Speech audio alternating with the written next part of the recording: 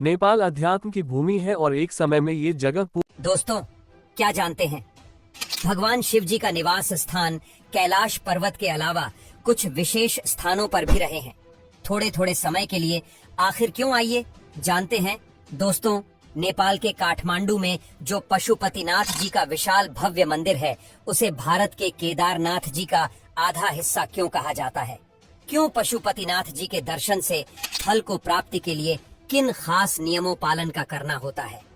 पशुपतिनाथ जी के फोटो के पीछे का रहस्य आइए जानते हैं। दोस्तों, नेपाल की राजधानी काठमांडू से 3 किलोमीटर की दूरी पर बसे देवपाटन गांव में है भगवान शिव जी का बहुत ही विशाल भव्य और प्राचीन पशुपतिनाथ मंदिर, जहां पर भगवान शिव जी के दर्शन करने के लिए भक्त बहुत दूर दूर से आते हैं। मंदिर को लेकर एक ऐसी मान्यता है कि जो भी भक्त यहाँ मंदिर में भगवान के दर्शन करेगा, उसके जीवन के तमाम पाप, कष्ट, दुख, दरिद्रता खत्म हो जाएंगे, या फिर जिस भी व्यक्ति का अंतिम संस्कार यहाँ पर होगा, उसे जीवन मृत्यु के चक्र से मुक्ति मिल जाएगी। इस मंदिर को यूनेस्को के द्वारा विश्व धरोहर के रूप में भी मान्यता दी गई है। ऐसा कहा जाता है कि मंदिर का निर्माण वेदों के लिखने जाने से पहले ही किया गया था। मंदिर को लेकर महाभारत से भी जुड़ी हुई कुछ बातें सामने आती हैं।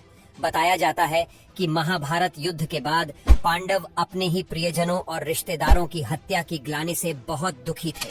तब भगवान कृष्ण उन्हें भगवान शिव के चरणों में जाने की सलाह देते हैं, जिससे वह इस हत्या से मुक्त हो सके।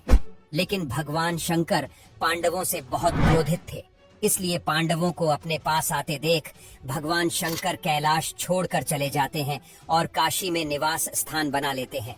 लेकिन जब पांडव वहां भी पहुंच जाते हैं, तो भगवान शंकर एक बैल का रूप धारण करके कैलाश पर्वत पर जानवरों के झुंड में शामिल हो जाते हैं, जहां भीम अपना विशाल रूप धारण करके उन तमाम जानवरों के बीच भगवान शंकर जी को पहचान लेते हैं, और जैसे ही पांडव उनके पास जाते हैं, वह बैल जमीन में धंसने लगता है।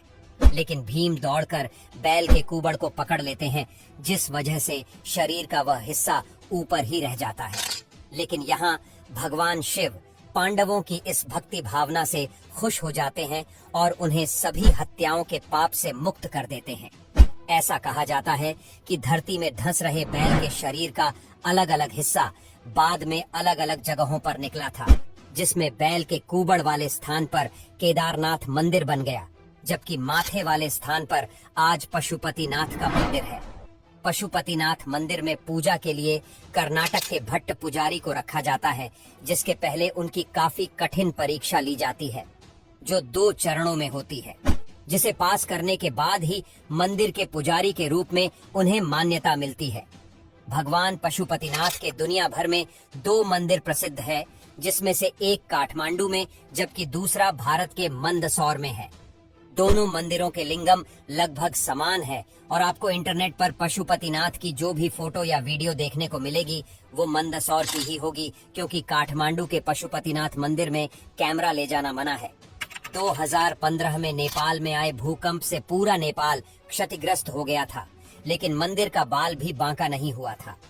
ठीक ऐसे ही 2013 में भारत के केदारनाथ में भी भयानक बाढ़ आया था, लेकिन मंदिर की एक ईंट भी नहीं हिली थी। ऐसे में लोगों का ये मानना है कि ये दोनों मंदिर एक ही लिंग का हिस्सा है। ऐसा कहा जाता है कि पहले केदारनाथ मंदिर के दर्शन करने के बाद ही पशुपतिनाथ के दर्शन के लिए जाना चाहिए, तभी दर्शन का पूरा फल मिलता है। वीडियो पसंद आया हो तो इसे लाइक करके हमारे फेसबुक पेज को फॉलो करें।